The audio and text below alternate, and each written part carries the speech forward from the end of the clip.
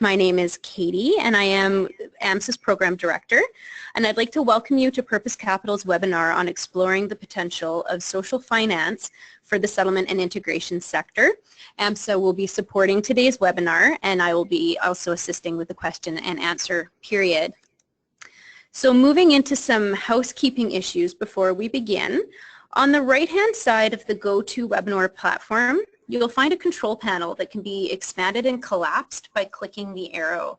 It's also possible to expand the features within the control panel by clicking the plus sign symbol next to the title. In the audio tab, you have two options to listen to today's audio. You can listen through mic and speakers on your computer, or you can listen through the telephone. Please note that long distance charges may apply though if you connect through audio or through your phone, depending on your service provider. There will be a question and answer period at the end of the webinar, and please send your questions at any time through the webinar using the question box, which is on your control panel there, or email your questions to events@amsa.org. That's events@amsa.org. Today's webinar will be recorded, and the recording will be posted on the Purpose Capital website as well as on AMSA's website. In addition, all registrants will receive the PDF copy of the PowerPoint slides, so don't feel like you have to frantically take notes throughout the webinar. The PowerPoint slides will be available to you after the webinar.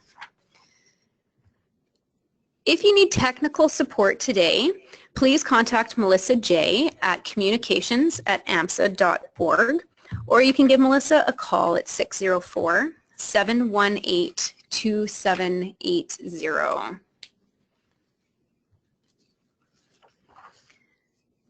Live tweeting will occur during today's webinar. Join in the conversation online and follow the event online using the hashtag CDNIMMSOCFIN for Canadian Immigrant Social Finance, or hashtag CDNIMM, and you can see those on your slide there. Purpose Capital's Twitter handle is @PurposeCap. Submit questions, participate in the discussion, and connect with other webinar participants using the hashtags seen on the slide. So we'll now turn over the webinar to Karim Harji at Purpose Capital. Purpose Capital is an impact investing advisory firm that looks at how governments, investors, nonprofits, and corporations can mobilize capital to accelerate social progress. Karim and his team will share some of the preliminary findings of their research that looks at the potential of social finance for the settlement and integration sector. So over to you, Karim. Thanks, Katie, and hello, everyone. It's great to see so many people interested in the topic today. We have a full agenda, which you'll see on the slide, which is why we've needed an hour and a half instead of a usual hour that a webinar would take. So hopefully you can stay with us all the way through, and we're looking forward to hearing from all of you later in the presentation. So to give you a sense of how we'll be spending the time today, we prepared this agenda with the topics and speakers alongside, and as you'll see, we'll have some opening remarks from myself and from IRCC to frame the project context and objectives. I'll talk a little bit about what we've done over the last few months and provide some initial observations and lessons to introduce the topic of social finance within the settlement sector. Our partner on the project, the Carleton Centre for Community Innovation, will be up next, and Tessa will summarize the market assessment research we did together. This will provide the broad overview of how social finance is being applied to the settlement sector across Canada and globally. And here we really want to provide some context, highlight some relevant models, and talk about some of the initial considerations. We'll two specific Canadian examples that represent innovative applications of social finance to the settlement sector. We'll start with the Immigrant Access Fund, and Diane Fair is joining us to talk about IAF and their model and how it's focused on labor market readiness and working with newcomers, and also talk about what they're learning from their model. After that, Magnus Sandberg from Social Capital Partners will describe their model, which is focused on generating better employment outcomes. And he'll talk about what they're learning from their social finance model as well as their partnerships. After that, Heather Hajigian from Purpose Capital, who led much of the work on this project, will provide an overview of some of our overall research findings and their implications. Here, as we really want to talk about what works for certain kinds of models, how do you build an enabling environment for success, and what does this mean for the social finance and settlement sectors in Canada. So that should take us to the hour, and then we'll have questions, time for Q&A session with all of you.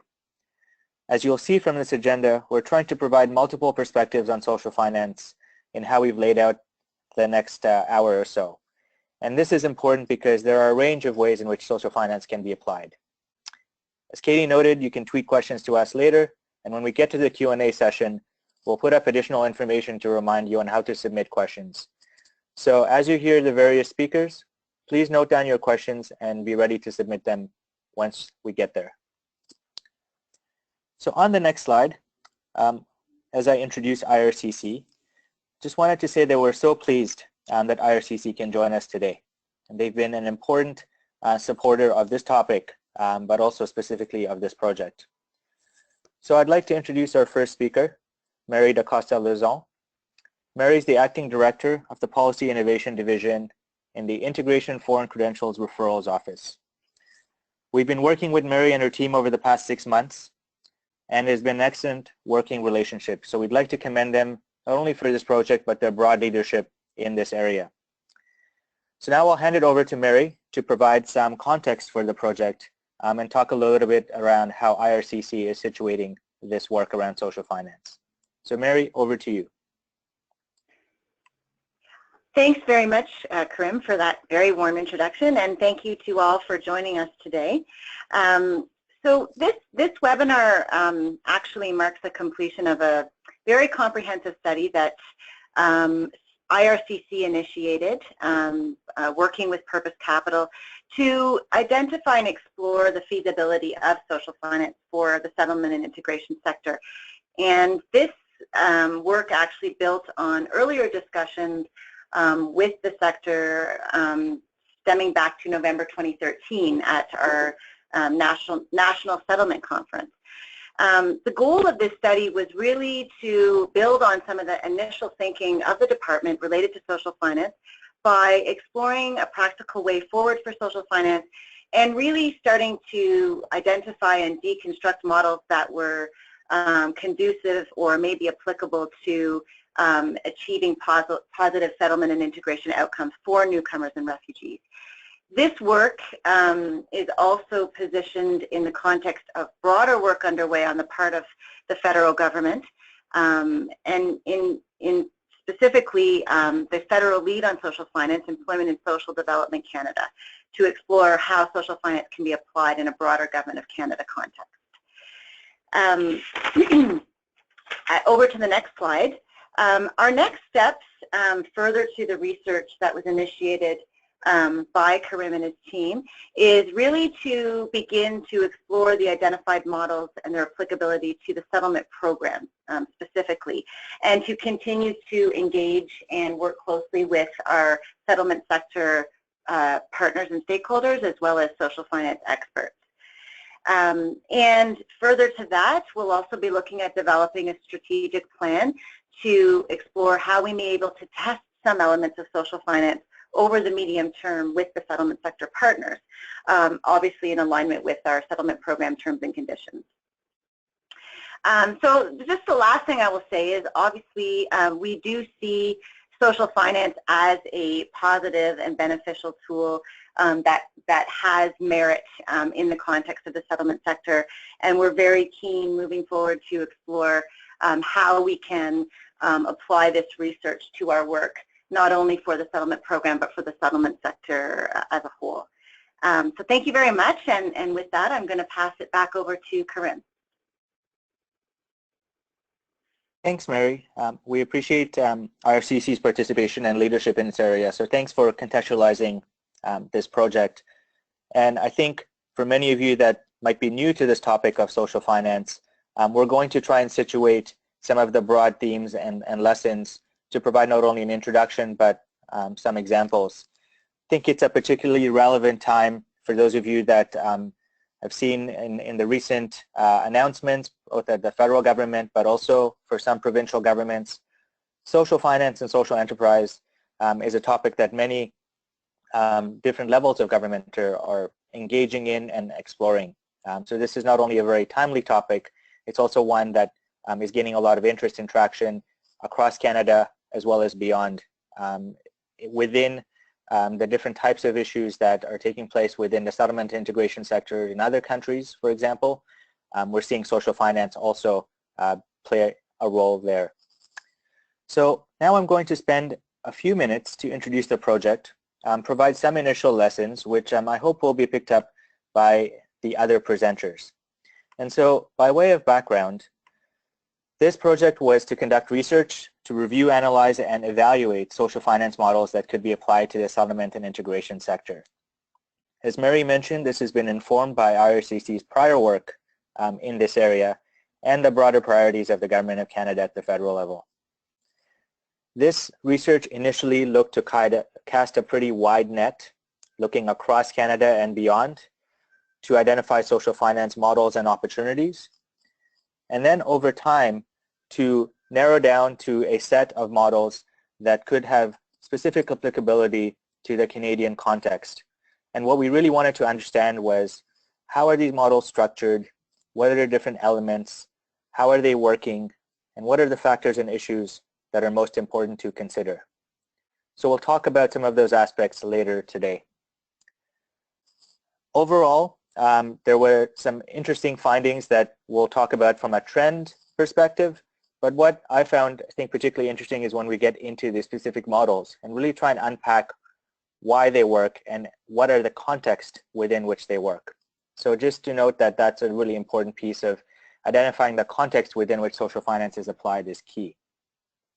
I won't spend too much time around methodology, but just to say that we had a blended approach using both secondary research from the settlement and social finance sectors, including a literature review, as well as several rounds of primary research, including targeted interviews with practitioners and experts in both the settlement and social finance sectors. We've talked to folks across Canada, as well as in the UK, US, and Australia.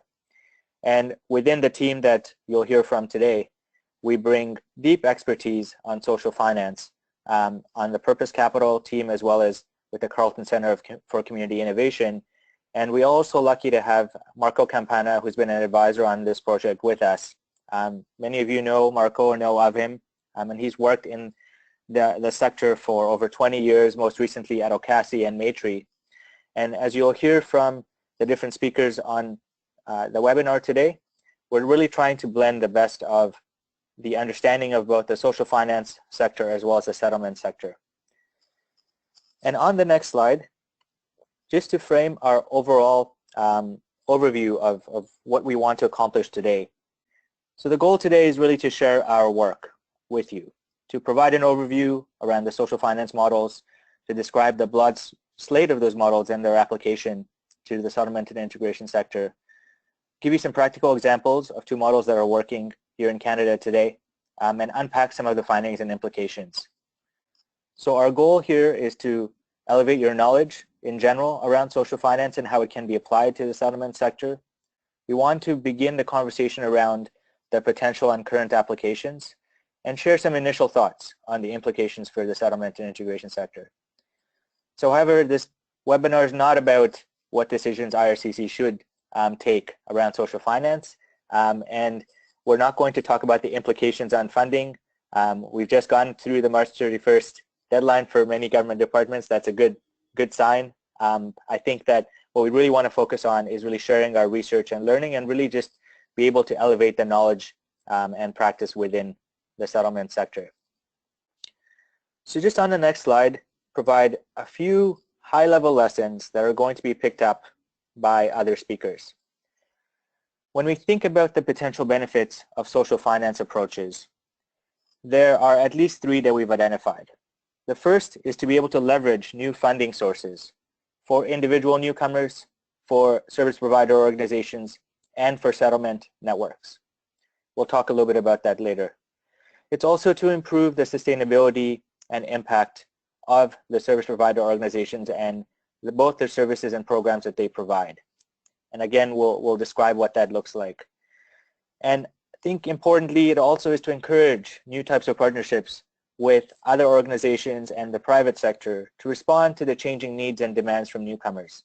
We're seeing that the nature of who is arriving to Canada and their needs are changing rapidly, even in the last year. And so we think social finance has a role to play here. However, as I pointed out earlier, it's really important to understand that social finance models are context specific.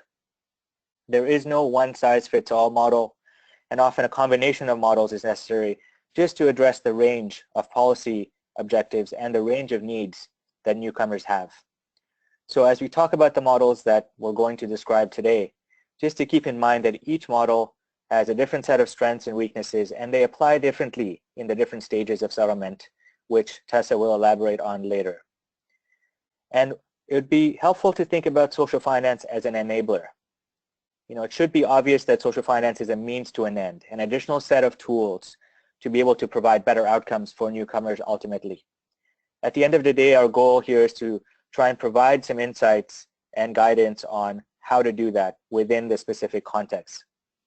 It should also be obvious that there will be some services that are required by newcomers and by the settlement sector that will not be met through some social finance models, and others that have a really good fit. So we'll elaborate on some of that later today, but just that we wanted to put this out there at the onset, that the application of models are both context specific as well as an enabler to the ultimate ends, which are getting better outcomes for newcomers overall. And so with those initial messages, I'd like to introduce Tessa Heb. Tessa and the Carleton Center for Community Innovation, of which she is the director at, was an integral part of our research team, particularly in the first phase. For those of you that know the Carleton Center for Community Innovation, they're based at Carleton University in Ottawa. They are the leading knowledge producer in the area of social finance and responsible investment, as well as doing a lot of work in community development and northern development. So Tessa today will be sharing some of the key insights from our market scan of social finance models that are relevant to the settlement sector, and she'll provide a bit of the broad overview of our findings both from Canada as well as internationally. So with that, Tessa, over to you. Thank you very much, Kareem, and thank you for that kind introduction. It's really a pleasure to provide an overview today of this phase one of the market assessment, social finance market assessment that we conducted with Purpose Capital and specifically with Heather Hajigian and Kareem Harji. So we'll go to the next slide. The market assessment was a very broad piece of work, and as has been mentioned, we did an extensive literature review both on social finance models and on the settlement and integration needs, and thinking about those models that were most applicable to settlement and integration. Then we added to this literature review by conducting a series of key informant interviews, again, both with social finance providers that particularly address settlement and integration, and with settlement and integration agencies. And this has been compiled in a phase one report, and within the next week or so, that report will be made public, along with an appendix that highlights the models that we looked at in this review. And for anybody who's interested, I think you'll find this to be a very thorough overview of this topic. And in fact, my challenge is to condense our findings that are over approximately 100 pages and to condense that down to 10 minutes. But in essence, what we found and the way in which we framed this work was to first identify 3 stages of settlement and integration that we felt were key and critical in terms of this process for newcomers to Canada. And so you can see on the slide in front of you that there are immediate and short-term time period, which is from up to the first 3 years. And here in the immediate period, settlement is the primary objective.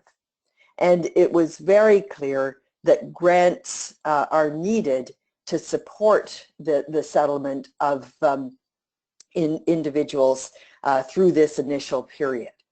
And what was also made very clear is that settlement agencies play a vital role in the frontline work of this early settlement process. What we found here was that the social finance models that were best suited for this immediate and short term were those that addressed individual needs at this point. And often they focused on financial inclusion, employment, and training. And the model that was most often used was through microloan programs or microloan funds. These loans, oh, not ready yet, still on, sorry, still on part one.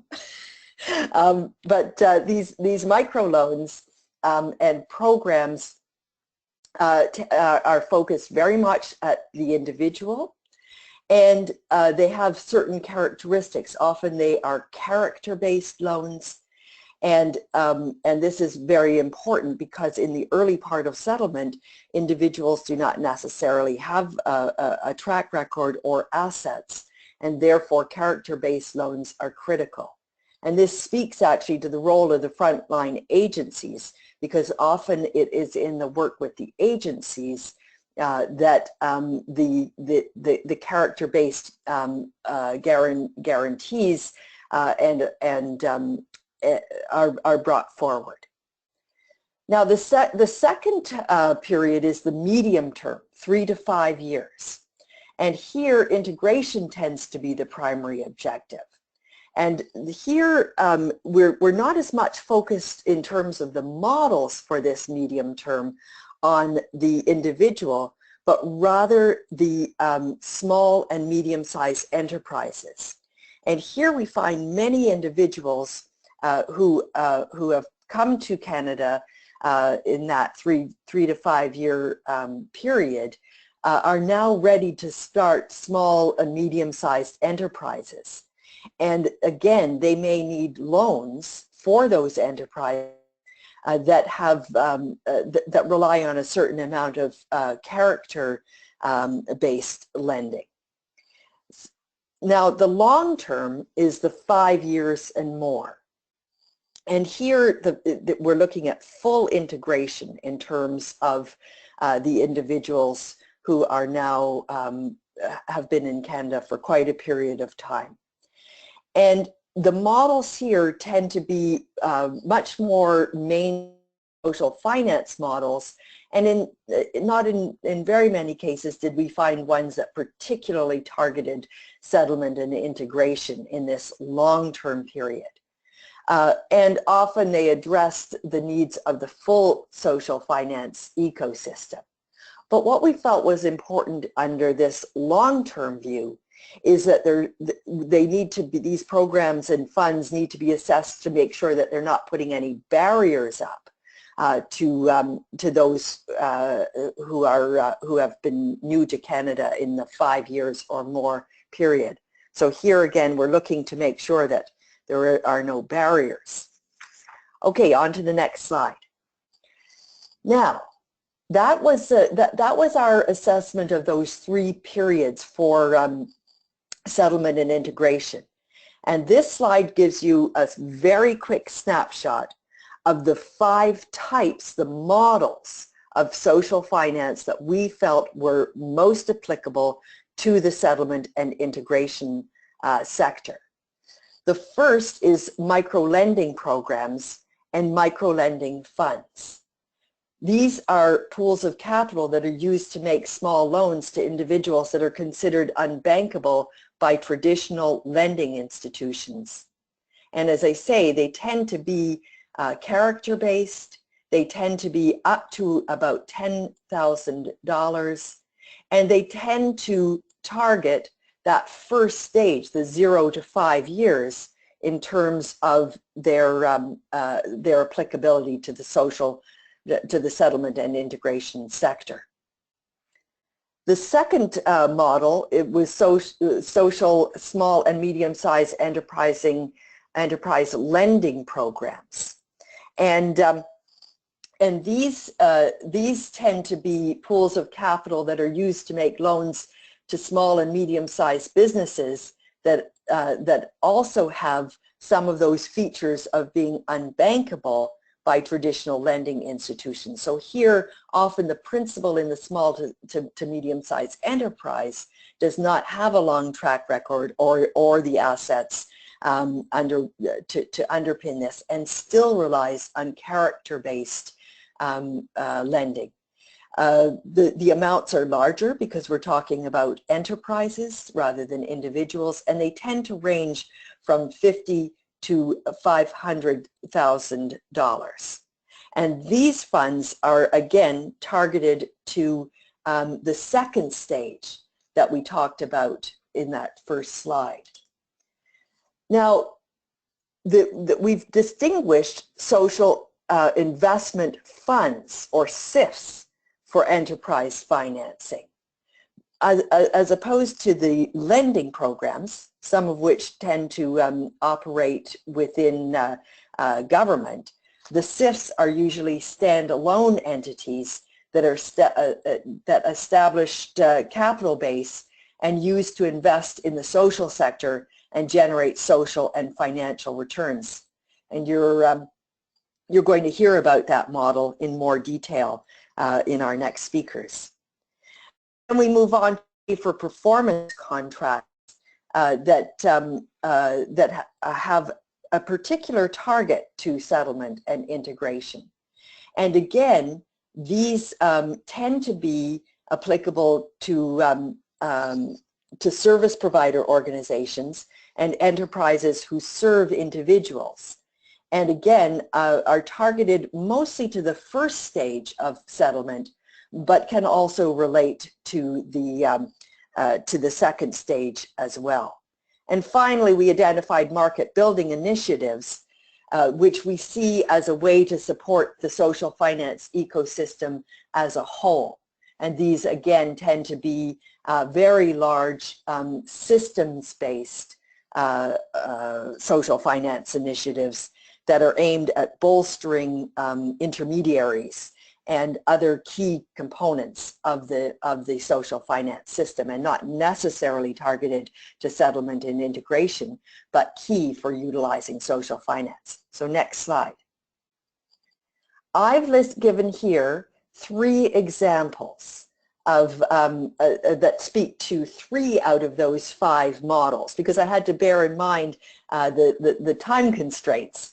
The first one is the microloans, and the model that I've used here is the Recognition Counts program, that is a joint initiative between SEED and Assiniboia Credit Union in Manitoba.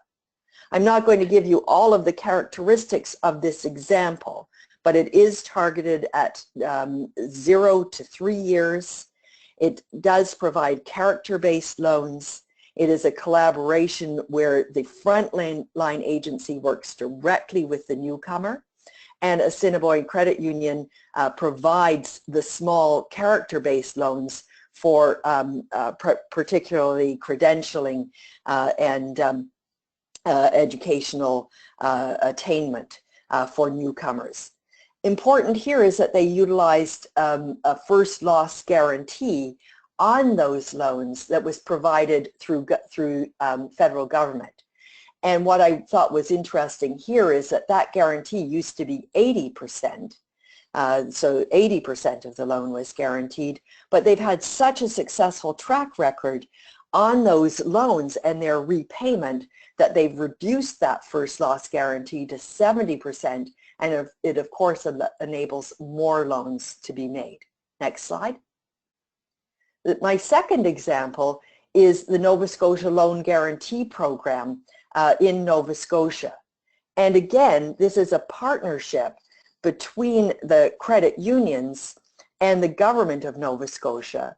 Government of Nova Scotia is providing the guarantee to the credit unions for individual entrepreneurs, and character-based loans up to $500,000 for enterprises.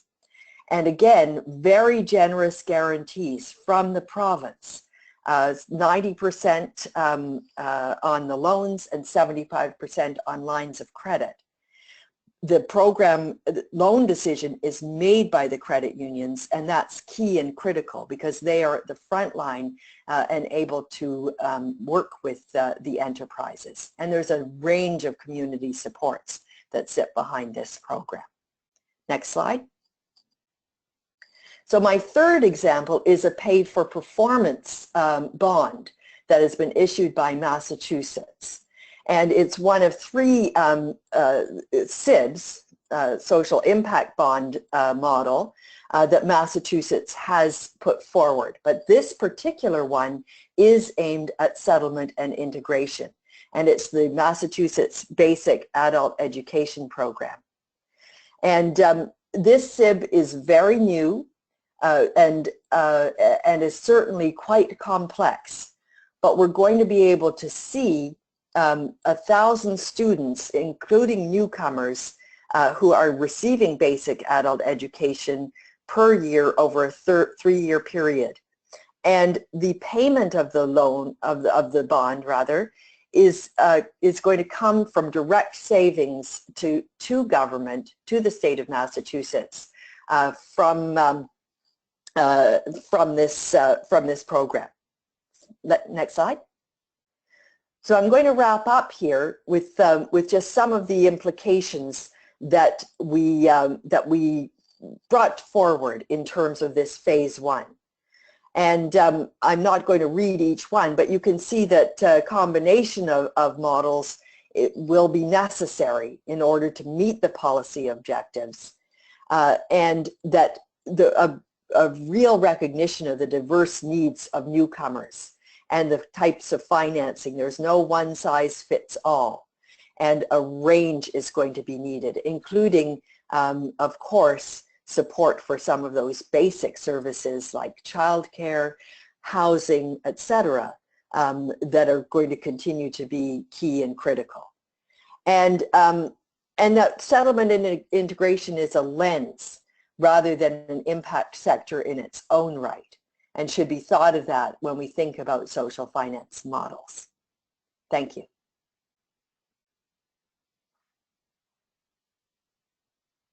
Thanks very much, Tessa. I think you did a fantastic job in prioritizing some of the important points from a lot of the content that we had in our first phase. And as you mentioned, we'll be making this available to everybody shortly. We'll have more on this a little bit later, because there's a lot underneath how we came up with some of this framing in terms of the overall types of models we've selected, how we've mapped it onto the life cycle approach, which again we realize is not a linear or structured way. It's just one framework of looking at the journey of an individual newcomer as they both arrive and are integrated. On a related note, we've been asked online whether the webinar recording and slides will be available, and so the answer is yes. We'll be making the webinar recording and a PDF version of the slides available to everybody who signed up, and they will also be posted on the Purpose Capital website as well as the AMSA website. And you'll also be able to go back to those same links to get the report when it's out, and we'll be making sure that we email it to all of you. So again, thanks for all of that initial overview, Tessa, and which set the stage nicely for our next two examples. And I'll start with the Immigrant Access Fund, and we'll introduce Diane Fair, who's the Executive Director at IAF. We're very pleased to have Diane here today to share her insights with us. Some of you, hopefully many of you know IAF because it's one of the best known social finance models in Canada. And we think that this model represents tremendous learning opportunities around how social finance can be used to create more efficient pathways for newcomers as they enter the labor market in Canada, regardless of where which countries they're coming from. And having worked with Diane in the past, it's an absolute pleasure to have her here to talk about their specific model, because they've grown significantly in the last few years and have really thought about how to tap multiple aspects of social finance in their model, not only to where they are, but also to where they're going. And so I'll introduce Diane now to provide us the overview of IAF. Diane, over to you. Great. Thanks very much, Karim, and hello, everyone. I'm, of course, very happy to be part of the webinar today. So if you can go to the first slide, please.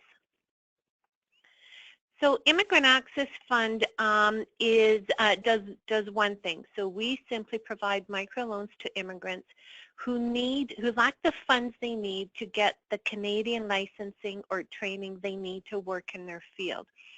We all know the stories. Many immigrants come to Canada because their license is, or their accreditation is not recognized here, or they don't have Canadian-focused training. They simply end up underemployed in their field or in survival jobs. So that's the specific issue we're working on. So we give microloans, they're character microloans up to $10,000 to help individuals pay for the Canadian exams, training, whatever it is they required in order to work in their field in Canada. Next slide, please. So the IF program is of course restricted to those who are immigrants. We further restrict the program and it is available to people who wish to return to the same work they did before they came to Canada or related fields. So this is not a program through which people are able to enter a new career, nor is it a program for people to start businesses. So we don't do any business lending whatsoever. Our program is open to people regardless of the type of occupation or the level of education or experience they have. So while the majority of our loans go to people from regulated professions, about 80 or 85%, we're also very happy to give loans to people from non-regulated professions or trades. So we're as happy to give a loan to a truck driver or IT worker as we are to give a loan to an international medical graduate or a veterinarian. We're pretty broad as to what the loans can be used for. The majority of the people who come to us need help paying for exam fees and tuition, but we're also being able to be pretty broad in that. So the loans can be used for books and course materials, for living allowance while the individual is studying, because of course that's a challenge. It's a challenge to be working full-time when there's a program you want to take full-time or you might want to be studying. The people that Immigrant Access Fund lends to find it really difficult to access mainstream credit. Typically, they come to us, people come to us and they have a very low income or no income whatsoever. They're very often lacking a credit history, and of course they lack collateral. So we're lending to people that mainstream banks are not able to lend to or not interested in lending to because of the low dollars involved. Next slide. So Immigrant Access Fund, up until this last fiscal quarter, which we've just finished, so we've approved over $14 million in loans, have advanced $12 million. We've given loans to over 1,200, to over 2,000 individuals. We're right now managing a loan portfolio of about 1,200 loans. So our need for loan capital is pretty significant. Although we can lend up to $10,000 for each individual, the average works out to $7,000, but that's a pretty significant amount of loan capital. This year alone, so having approved 400 loans in this last fiscal year, we needed more than about $3 million to come up with for the loan capital. We are expecting and we're planning for pretty significant growth, so we're looking at hoped growth of 20% each year. So we're talking significant amounts of money. Currently, our loan capital pool is about $7.4 million. Our loan capital is coming through three sources. So starting at the bottom, we do have net interest. So individuals, of course, pay interest to us. We pay interest at at prime on the money that we lend out to individuals. Our borrowers pay interest to us at prime plus 1.5%. So we do have a bit of net interest from that 1.5% cushion. We are a registered charity, so we're able to accept grants and donations, and right now that's made up about 50% of our loan capital pool. But of most interest to our conversation today is our line of credit guarantee model. So about 46% of our loan capital has come through our social finance guarantee model, and that's what I'll be talking about next. So next slide. So Immigrant Access Fund has a very unique program. So we have a tremendous partner in RBC. We currently have a $6 million credit facility with RBC. We have that $6 million credit facility, but how we work it with RBC is that those funds are available to us as we go out to the private sector and find security for that line of credit. So what we've done is we've gone out to a number of individuals, and we've started just recently to go out to private foundations to ask those individuals and those private foundations to sign guarantees which act as security, act as collateral against that line of credit. So as of right now, we have $300,000 guaranteed on our line of credit from private foundations, almost $2 million from a number of individuals, and we also have a leveraging model. I'll talk about that in a moment. So the individuals that are participating in our social finance model have a high personal net worth, so $2 million or more. Those individuals come on board with guarantees between $50,000 and $250,000.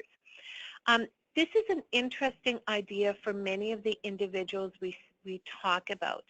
The philanthropists and community leaders that we work with are attracted to this model because they know that they can make a significant contribution to the Immigrant Access Fund loan program by helping us provide this capital to the community, but they also like it because they're not having to write a check. So they're simply signing the personal guarantee, they're not writing a check.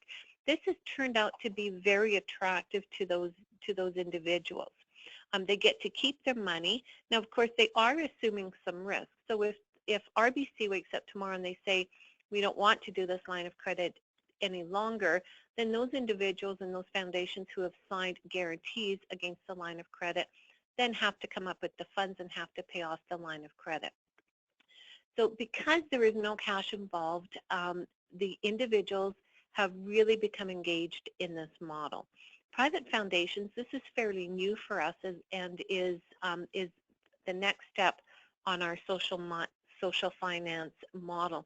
So private foundations, we right now have two of them. One has come on with a $100,000 guarantee, a second one for $200,000 guarantees. And what we're finding is that these private foundations are seeing participating in the line of credit model as their first step is getting involved in impact investing. So both of these organizations see it as something they wanted to do. They've been looking at impact investing for a little while. They've heard about Immigrant Access Fund and they've come on board as the first step as they're moving more towards that impact investing. So that's pretty exciting that they're involved in that way.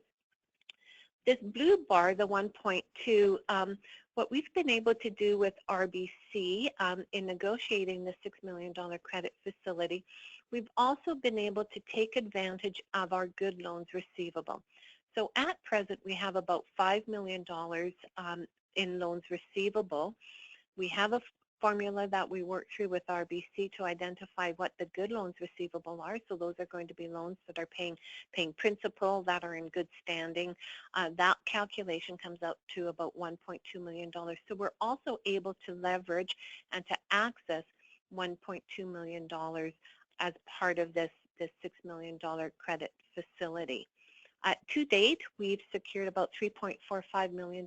That's taking into account the leveraging of the loans receivable, and we have about $2.55 left to secure. Of course, with our growth, we are very busy trying to lock this up so that we can make sure we always have sufficient loan capital to lend out to our loan recipients. Next slide, please. Just to share some of our outcomes. So we do find that 80% of the people we lend to do go on to finish their learning plan. They get their Canadian license and they find work in their field that matches their skills, education, experience. Really, really pleased with the change in income that people are seeing. So average income going from $16,000 to $50,000, and of course, what's very exciting is the difference to the income tax base, making pretty significant progress in that. So as of course people earn more money, they're paying more taxes, and so we're really pleased with the outcomes on the tax side, and that's a very good conversation when we have that we have with our government funders, because of course that's federal tax, that's provincial tax, so that's really, really an important aspect of our outcomes. Next slide. So taking a look at our learning, so key success factors have absolutely been our strategic partners. So RBC has really, really stepped up. They've been open to the conversation. They have been very interested and keen in understanding our model, knowing that, you know, it's a character program. We often renegotiate our loans. We could have, you know, many times where we renegotiate an individual's loan.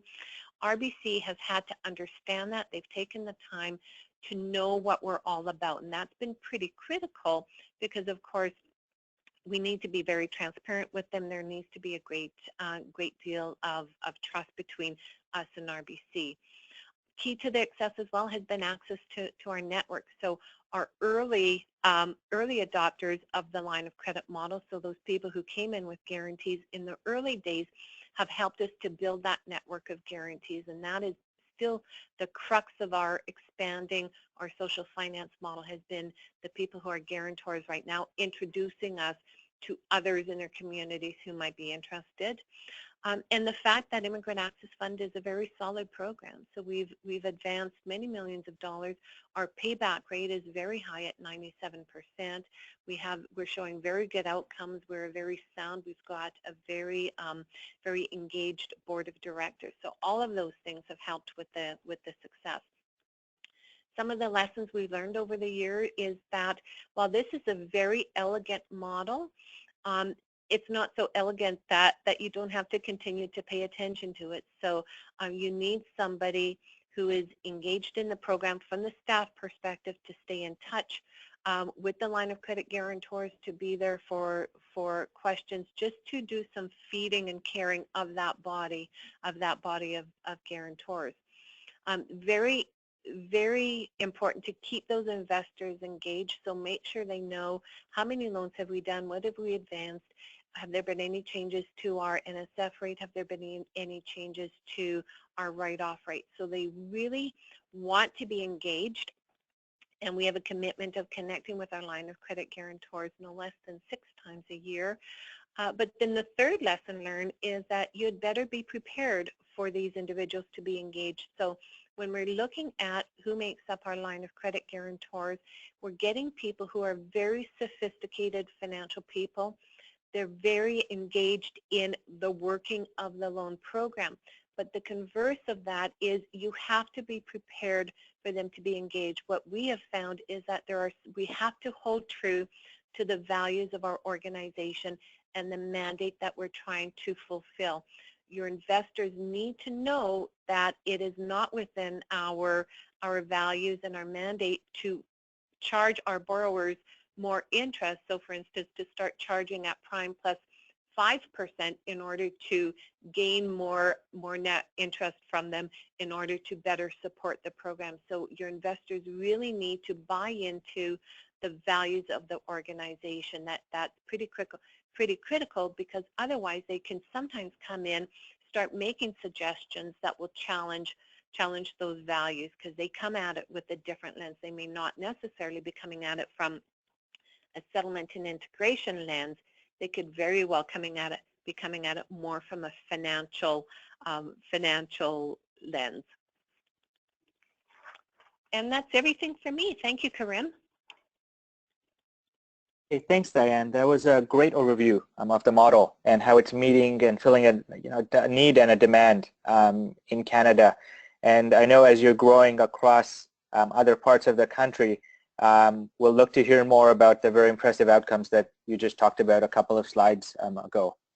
We'll also have a chance for those of you that are listening in to be able to get some questions to Diane during the Q&A, either around the model, some of the results, or the lessons that Diane already talked about. So please note those down or send them in, and we'll make sure that we direct them within the Q&A session. So thanks again, Diane, for that overview. Next, we're going to go to Magnus Sandberg, who is the VP and General Manager of Social Capital Partners. And having worked with Magnus several years ago, I'm very pleased that he's able to join us today and talk to us about the work that Social Capital Partners is doing, specifically around the Community Employment Loan Program.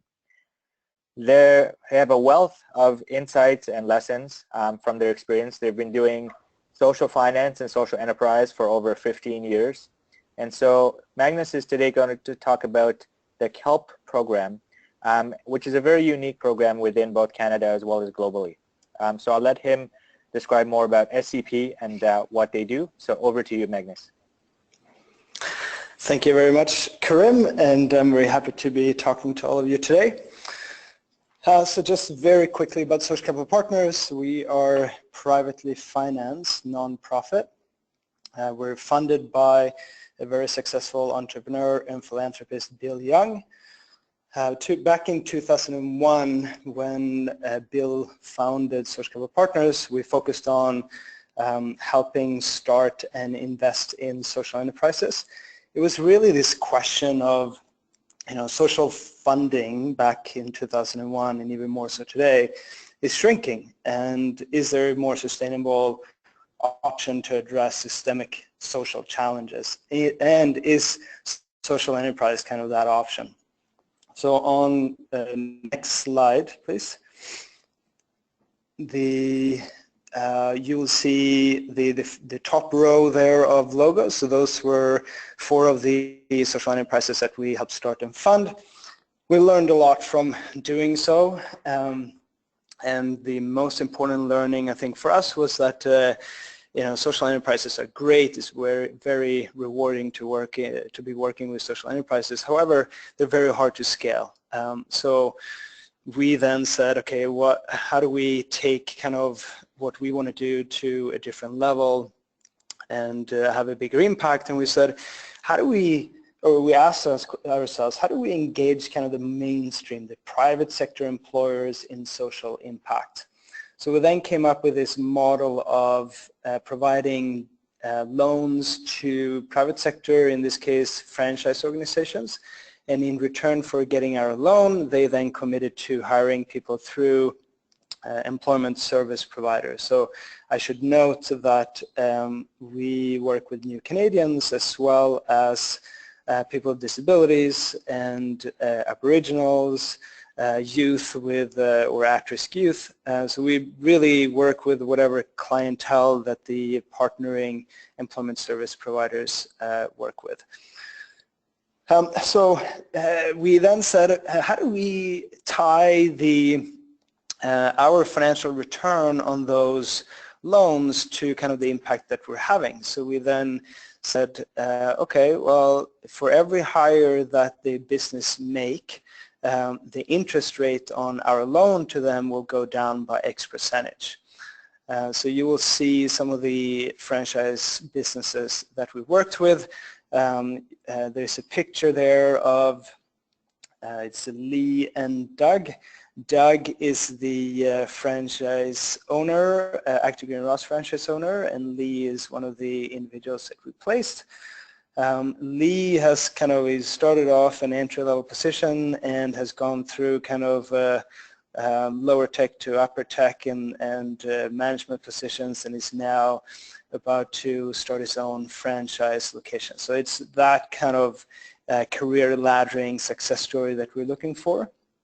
Many of the businesses, we had a criteria that you had to have hired at least 20% of the entry-level staff through our program. Otherwise, we had the option to call the loan.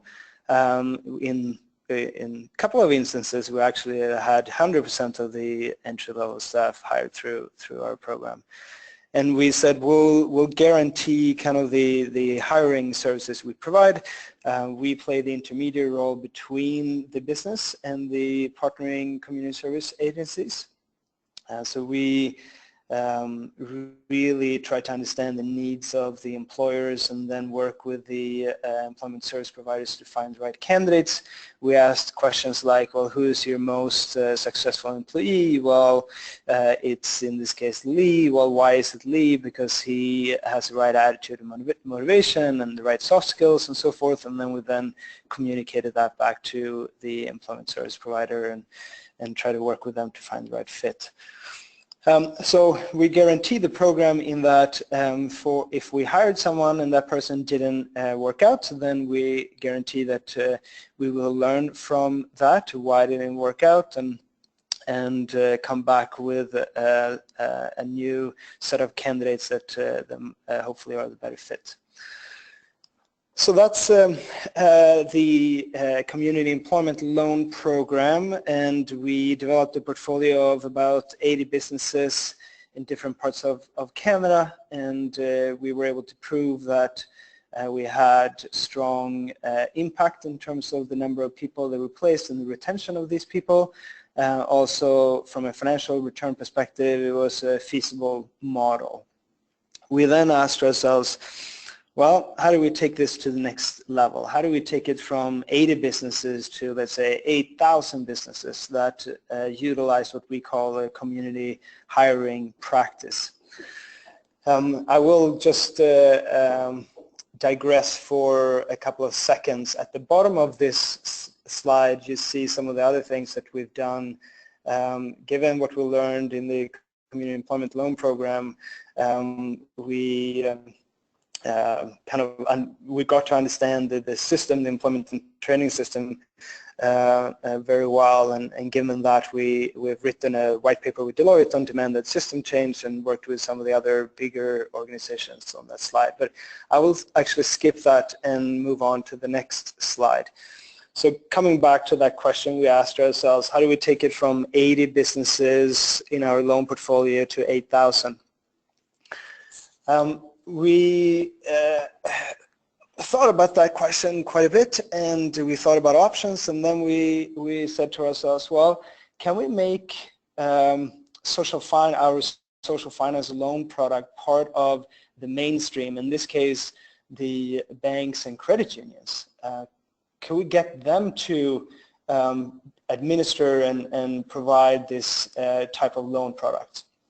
So we partnered with Deloitte to do a feasibility study on how that would work. And what is core to our belief is that any of these models, social finance models, they have to have a win-win-win kind of a setup. So there has to be tangible kind of return benefits for each of the parties. So the feasibility study looked into that, and here is what kind of Deloitte came up with. So this is if we were to scale a social finance loan product similar to the one we provided through banks and credit unions in Ontario, what would be the impact? So you see kind of the 45,000 people placed, and 11,000 employers kind of using this hiring channel for the first time, and some of the tangible kind of benefits to, for example, the government, $140 million net government benefit. So I will talk about, for the next few minutes, I'll talk about this model in a little bit more detail. So if we start with the borrower, so the borrower would go in the scaled model. The borrower would go to a bank or a credit union participating in this, and they would take out a loan, a line of credit or term loan, the way they would today. And then the financial institution would say, okay, well, we have this option for you to lower the interest rate on your loan or line of credit if you commit to hiring people through employment and service providers. So in Deloitte, in this feasibility study, we kind of talked about 2% interest rate reduction, and I'll get to that in a second. So for the borrower, we obviously, there's a financial incentive, and what we also would do is to play the intermediary role between kind of the employment service provider and the employer to make sure we fully understand the needs of the employer and connect them with the most suitable employment service providers in that area. So for the borrower, we believe there is a strong benefit. For the financial institution, they obviously get to work with and strengthen their relationship with the borrowers, in that they can now come back with good news, which is somewhat rare. They usually want to upsell you on new things, but in this case they can come back with good news and say, well, we can lower the interest rate on your loan if you hire through employment service providers, and not only that, you will get kind of free HR support when doing so, working through the employment service providers and the intermediary that we would provide. For the government, you might ask, well, would the banks pay for the interest rate reduction? And the answer might be yes in the short term, but they will definitely be no in the long term. We know banks, and obviously they're all about making profits. So who would then cover the variance in the interest rate? So we then went to government, and in this case we went to the Ontario government, the Ministry of Economic Development, Infrastructure and Employment. And we said to them, because they are involved with people with disabilities, but also more importantly are taking the lead in some ways in Ontario in terms of social finance. So we said to them, what if we, through financial institutions, we get to engage employers who have never worked through or hired through employment service providers. What if we get them to hire through employment service providers, and what if we guarantee that you don't need to pay the interest rate reduction until the person has been there for 6 months? So Deloitte then did calculations in terms of what the cost is to the government today, and if we take people on their support, off their support into jobs and paying taxes, what will be the return to the government? And after 6 months, the result was a 2x on the money, if you like. So they saved about, according to their calculation, across a few different population groups, the government saved about $6,000 per person per person for 6 months, so $1,000 per person per month. And then the interest rate reduction turned out, the way we designed this, is about $3,000. So they pay $3,000 only once they have already accumulated a savings of $6,000. So there's no risk to the government, if you want to put it that way, and it's self-sustaining.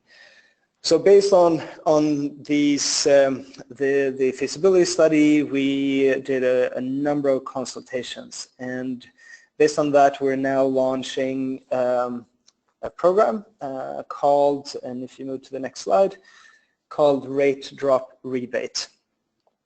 So we have a commitment from the government, MEDI, to pay for the interest rate variance. We have commitment from a number of financial institutions. We have, for example, CIBC, and credit unions, First Ontario, Libro, Meridian, and Alterna. So with those financial institutions, we're actually launching this on Monday next week. This week, we're traveling around the 3 pilot locations, which are Ottawa, London, and Hamilton, and we provide training to all the FI partners. So all the financial advisors within all the branches within those 3 pilot locations will now, as of Monday, provide information about rate drop rebate to all their borrowers, both existing and new. The target for the pilot, so the pilot, this will be provided in the branches of participating FIs for 1 year, and the target is to place 1,100 people in those 3 regions over the next year and a half, and engage 550 employers who otherwise would not have hired through employment service providers. So it's a very busy time for us, and obviously a very exciting time as well.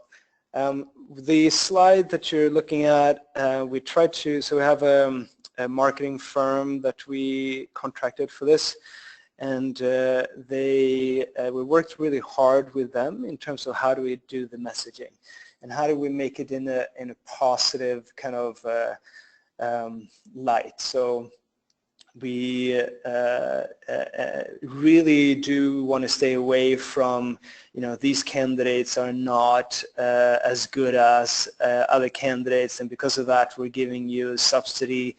That's the sometimes what we hear how it's pitched to employers today, and we want to do more or less the opposite. We want to say that we played on the get, give, grow, so you get a cashback rebate, and obviously the ministry is really keen on helping small businesses with cash flow and getting them to grow, so that's part of the motivation. And give is your community, give your community a boost by hiring qualified pre-screened candidates, and the people together with the money, together with the cash flow will enable you to grow your business. The interest rate reduction is only applicable to the first 4 hires, and the thinking behind that is we really want to introduce new employers to this channel, and once they have hired 4 people and they've stayed for 6 months at least, and we can prove it's a strong benefit for them, then we don't think this is needed anymore, and they can work directly with the employment service providers, and they shouldn't be, we don't think the incentive is needed. The key thing over the next year for us is to really look at uptake and retention. So is this marketing message, does this marketing message work? Do we get uptake from employers, and what is the percentage uptake? So if a financial institution have, let's say, 5,000 existing borrowers in Hamilton, what is the percentage uptake? How many of them actually decided to register and be part of this program? And then obviously, even more importantly, for the people that were placed, what percentage made it to the 6 months or more? So we have a number of, based on our experience with the community loan program, we have a number of best practices that we'll put in place to ensure retention. Lastly, at the end of this year, we will do evaluation of this, and we have an evaluation partner, and we will then quantify kind of the return for each of the parties, for the community service agencies, for the financial institutions, and for the borrowers.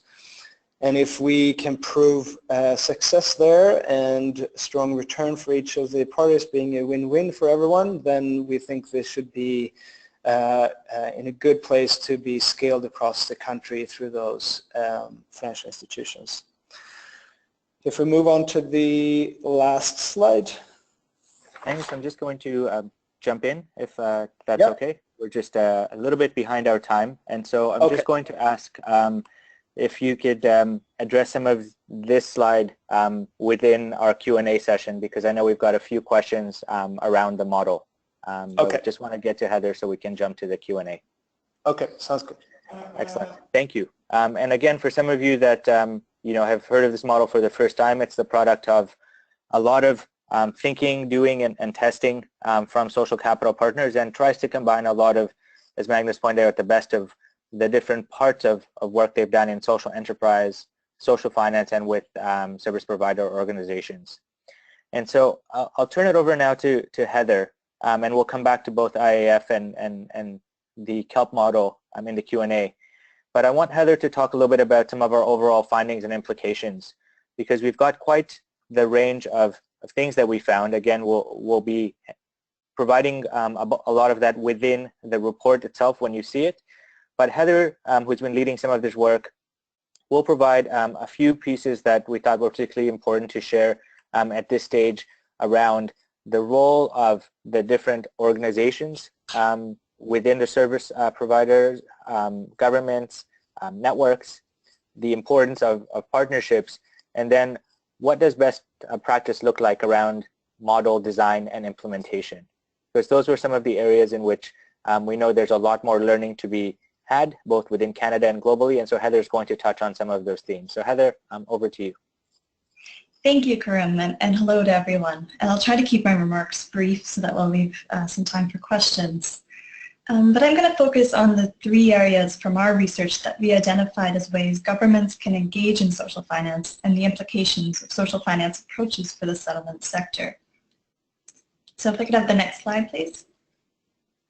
And so the first area is de-risking. So impact investment opportunities are often perceived by investors as being more risky than they actually are.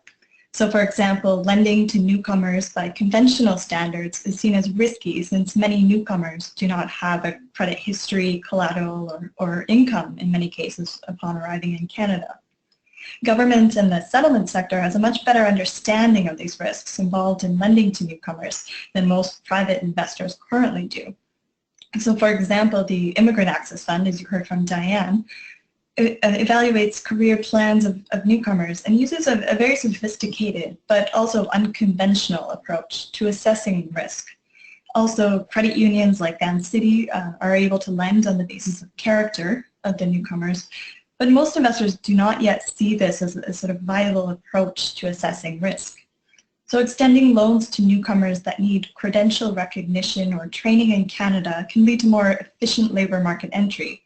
Also, more operational capital is needed given that the cost of delivering these loans are high. But more lending capital is also needed to scale these successful models, as we heard from Diane. And so government could help to attract more private lending capital by helping to de-risk these loans. So de-risking refers to an intervention to change the risk profile of an investment. So for newcomer loans, the government could provide a loan guarantee, as ESTC has done in the Seed Recognition Counts program, as you heard earlier from Tessa. So this guarantee protects investors in the event of a default up to a certain amount. And then over time, as the microloan program or the fund develops a track record of success, the loan guarantees then should be reduced. So the guarantee is not about subsidizing private investors, but rather about giving investors the opportunity to really discover for themselves the actual risk profile of these loans. I could have the next slide, please. But social finance is about more than just leveraging private dollars. So as Magnus suggested, many of the benefits of a social finance approach can actually be achieved without attracting private dollars. So that's to say, sort of social finance is about more than what most people tend to equate with social finance as social impact funds, but really there's a lot more to it. And as Tessa sort of reviewed some of those models that we looked at, so in particular, social finance can encourage new and meaningful partnerships between settlement sector organizations and including with the private sector. So across all of the models that we looked at in depth, partnership was a key component to delivering new or non-financial supports to newcomers. So it's not just about providing microloans to newcomers, but also the financial literacy training that comes alongside with it to ensure that newcomers understand the risks of taking a loan, as well as career planning supports. And also there are potentially mentorship opportunities for newcomers, such as what TRIAC offers. So it's important to make sure that the incentives are aligned between the partners, and this is where social finance can play an important role.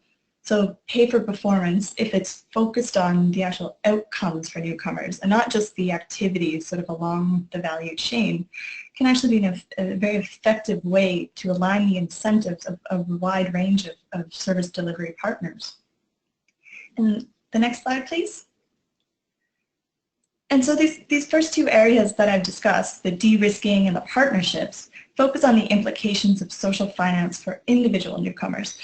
But our research also focused on the potential benefits of a social finance approach for building capacity among service provider organizations and other organizations and networks working in the settlement sector. So one thing that we found in our market scan is that social investment funds are not investing in settlement sector social enterprises, and that there's a lack of viable investment opportunities currently here. So when we spoke to the settlement sector, we heard a number of different challenges facing service provider organizations and networks related to developing and growing their social enterprise. A common barrier was a lack of capacity in order to even identify as well as to pursue social enterprise activities. So for the service provider organizations that are already engaging in entrepreneurial activities, the challenge was with building capacity in order to grow the enterprise while also mitigating the potential risk of mission drift. However, service provider organizations have to have a strong rationale for actually investing the time and the effort into developing and growing a social enterprise. So it's not about just having a social enterprise for the sake of social enterprise. There has to be a rationale underpinning it. So one rationale that we heard in our interviews is that the short-term funding cycles, both provincially and federally, can make it challenging for service provider organizations to plan for the future. So social enterprise provides one avenue for diversifying the sector's source of revenues, which can lead to more stability for service provider organizations and networks. So there are now several social finance models in the UK, for example, that we looked at in our market scan that helps social sector organizations to build capacity. And we can, once you see the market assessment reports, we've sort of profiled some of those capacity building funds there.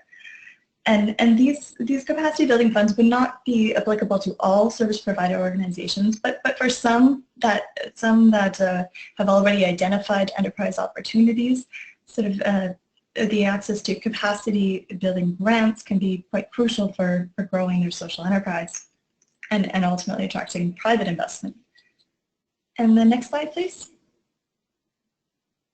And so I want to just conclude with reviewing the set of best practices that should really guide any government when looking at a social finance approach. So first, it's important that the social finance tool matches the problem that it's intended to solve. So the social finance models that we profiled in this presentation as well as in our report were designed for specific purposes, and trying to sort of extend them beyond those purposes can lead to unintended results. So one thing that we emphasized throughout our research was that a combination of social finance models will need to be used in the settlement sector, and that there's not sort of one single model that's going to be able to address all the needs in the sector. Second, a multi-stakeholder approach is important. So government cannot and should not do it alone. And there are efficiency gains really associated with collaboration across government departments, since the settlement sector intersects with so many different social sectors, including healthcare and education. And then third, transparency and clarity about objectives is critical.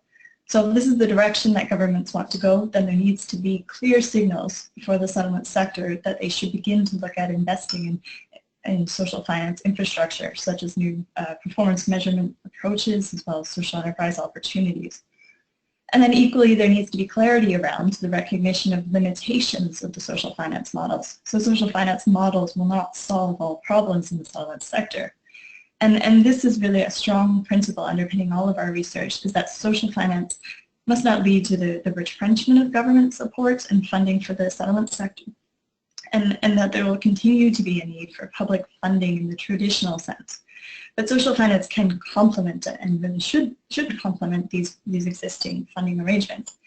And so I'll hand it back to Karim now, and we can pick up on some of these themes in the Q&A session.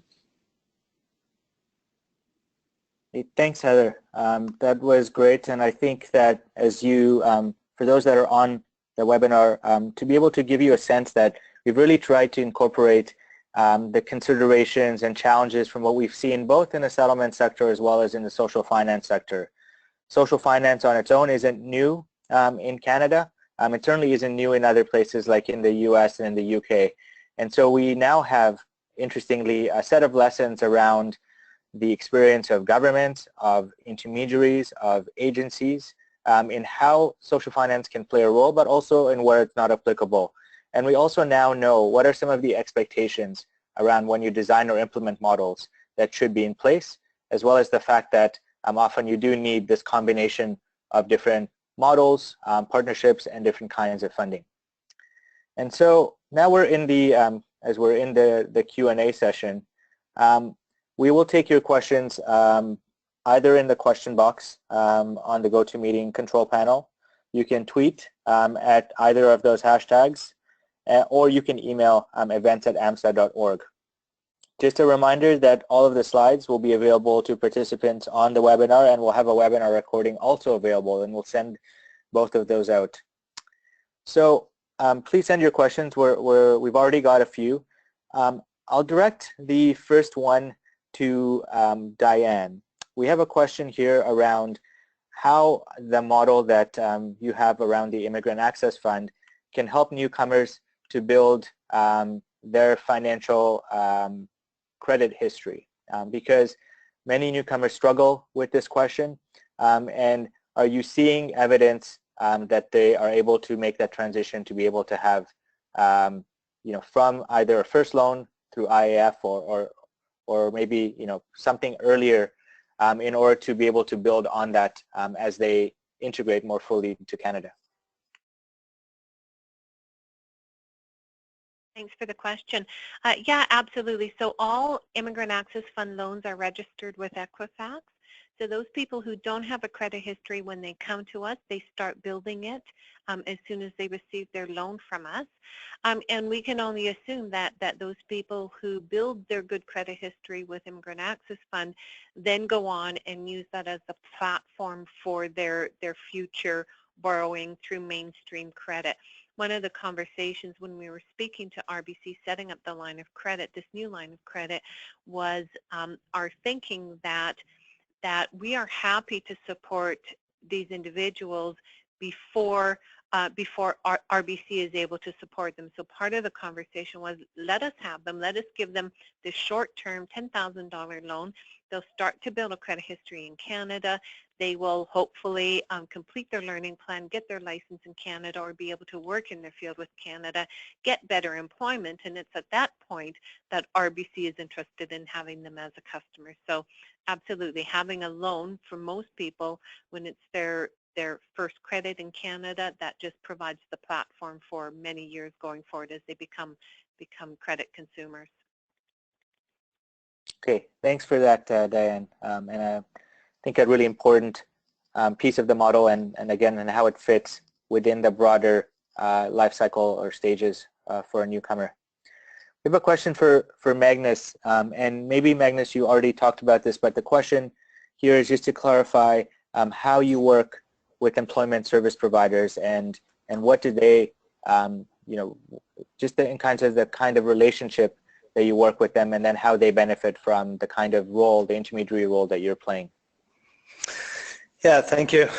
So the motivation for us is to change the hiring behavior of employers and get employers who usually or haven't hired through employment service providers to do so. So we play the intermediary role. We drum up the demand, if you like, through, in this case, the financial institutions and the business development that they will do for us, basically. They're our distribution channel. When we have employers interested, then we connect them with our partnering employment service providers, and we just make sure that we understand the needs of the employer very well, and then we work with the employment service providers to find the right candidates. But we only do that for the first few hires, and then once the relationship is working well and we've had success with the employer, then we step back. So it's just to how they benefit is getting more employers utilizing their services, and we're bringing that demand to their doorstep, if you like. Okay, thanks for that clarification, Magnus. So really opening up new pathways potentially for service providers but you work directly with employers to be able to connect them to agencies that would be the best fit for them and ensure that there's a strong working relationship directly between the two. So that's a really helpful way of framing it. Thank you.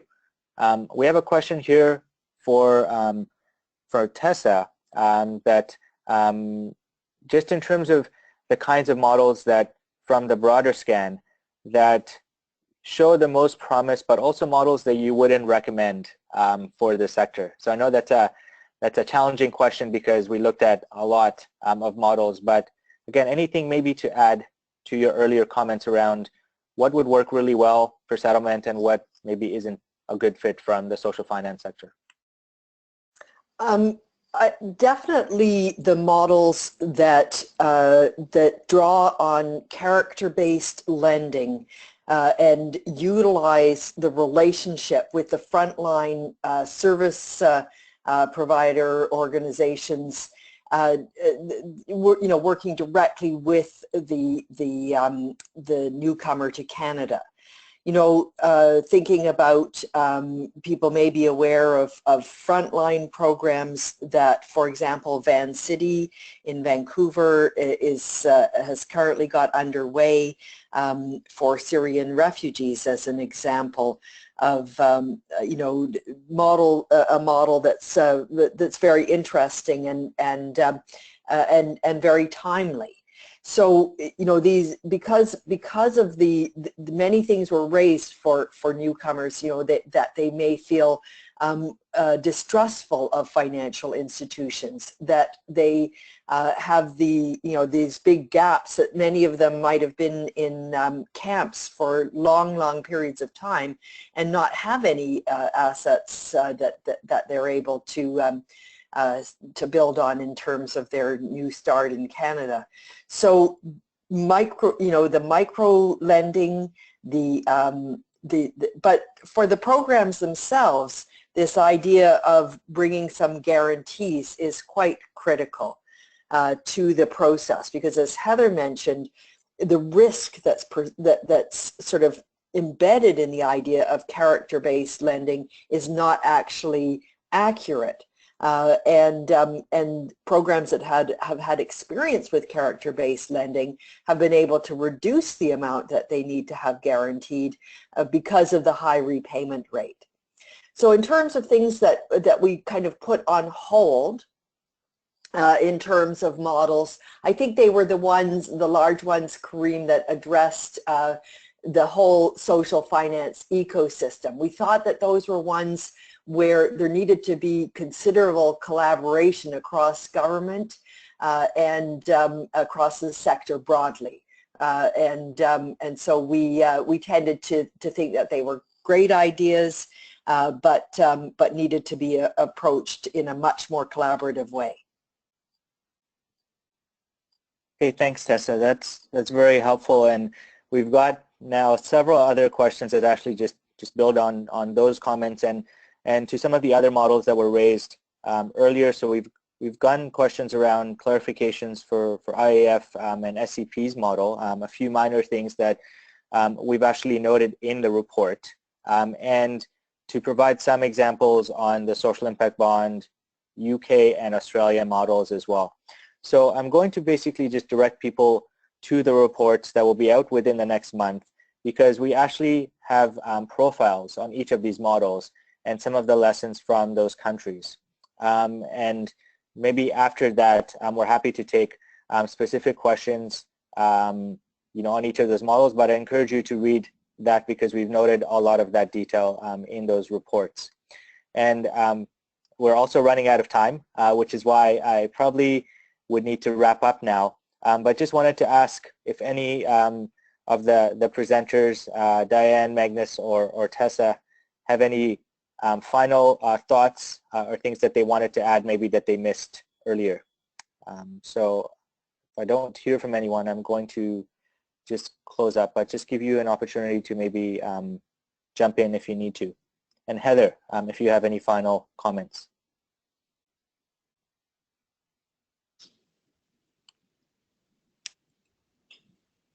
Okay, so I think we will probably wrap up here. We're coming up on 3:30. there's a lot more to say. I think we want to continue this conversation, and for us this is just an initial exploration and a way to elevate some of the knowledge among the settlement sector. So just in terms of some of the next steps, which is on the final slide, I first wanted to just acknowledge all of you. We've had a tremendous response to the webinar and to the call. There's over 100 of you on the webinar, which we really appreciate. This recording will be available. I also want to thank all of the speakers, including Diane from IAF, Magnus from Social Capital Partners, and Tessa from Carleton. And also to our partners IRCC and AMSA, who've both been excellent to work with over the last few months. As I noted, the market assessment report will be available shortly. So if you've signed up, you'll receive it by email. It'll also be available on the websites of AMSA, Purpose Capital, and the Carleton Center for Community Innovation, together with the webinar recording. And finally, we know that there are more questions and suggestions. Please email them to IRCC, and the email address is on your screen. It's innovation@cic.gc.ca. So with that, just want to thank everyone again for their participation, and we'll certainly look forward to continuing the conversation online and when we speak with all of you next. Thank you.